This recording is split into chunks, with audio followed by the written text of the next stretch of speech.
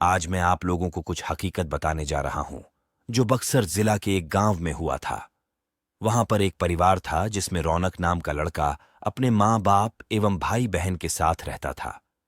रौनक 20 साल का जब हो गया तो उसको देखने के लिए लड़की वाले आने लगे। कुछ दिन बीत गया, तभी रौनक को एक लड़की की फोटो अच्छी लगी। उसने अपनी माँ को बोला, माँ मैं इसी से शादी करूंगा और बोलता भी क्यों नहीं। हर लड़के की ख्वाहिश होती है कि उसकी औरत सुंदर और संस्कारी हो ताकि किसी के सामने ले जाने से उसका मान भी बढ़े। उसकी मां ने बोला, ठीक है बेटा, तुम्हारी शादी मैं इसी से करवाऊंगी, और लड़की के पिता को हां बोल दिया। कुछ दिन बाद उसकी शादी का दिन आ गया। वह बहुत खुश था क्योंकि उसकी हल्दी मेहंदी और संगीत से घर में खुशी छाई हुई थी। सारे मेहमान से उसका घर भर गया था। वह मन ही मन सोच रहा था कि मैं अपनी औरत को बाहर घुमाने ले जाऊंगा और दोस्तों के साथ खूब बातें भी करूंगा कि देखो मेरी औरत लाखों में एक है। मन ही मन लड्डू फूट रहे थे और उस दिन उसका इंतजार भी खत्म हो गया क्योंकि उस दिन उसकी शादी जो हो रही थी। गांव वाले भी धूमधाम से बारात लेकर लड़की के घर पहुंचे और दोनों की शादी भी हो गई। जब सुबह विदाई हुई तो उस समय लड़की को डोली में अकेले ही ससुराल लाया जाता था। चार कहार डोली को उठाते उठाते थक गए थे।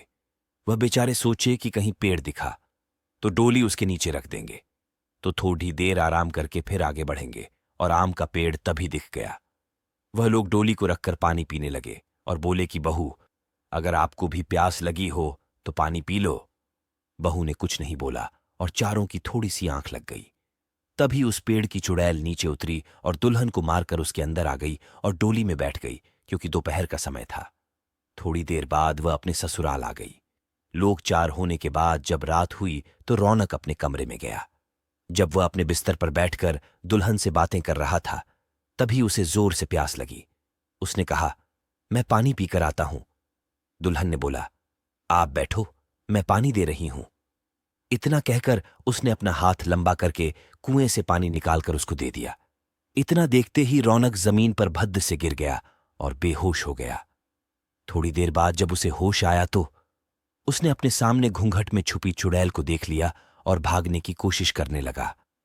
तभी उस चुड़ैल ने बोला, आप भागो मत, मैं आपको मारूंगी नहीं और अब मैं आपके साथ रहूंगी भी नहीं। नहीं तो आप जीवित नहीं रहोगे क्योंकि आपने हमारा चेहरा देख लिया, लेकिन यह गांव हमारी ही निगरानी में हमेशा रहेगा क्योंकि यहां मेरा ससुराल है। और मैं आपको एक बात बताती हूं जो आप अपने गांव वालों को बता देना कि जिस घर का चूल्हा उत्तर दिशा में होगा वह सब अपने घर का चूल्हा दक्षिण दिशा में कर लो, तो उनके घर में हमेशा बरकत बनी रहेगी। इतना कहकर वह गायब हो गई। शास्त्रों के हिसाब से माना जाता है कि दक्षिण में अक्सर भूत प्रेत निवास करते हैं, लेकिन ऐसा करने से आज भी उस गांव में कभी भूखमरी या फिर कोई बीमारी जल्दी नहीं आती। वहां पर सब हंसी खुशी रहते हैं।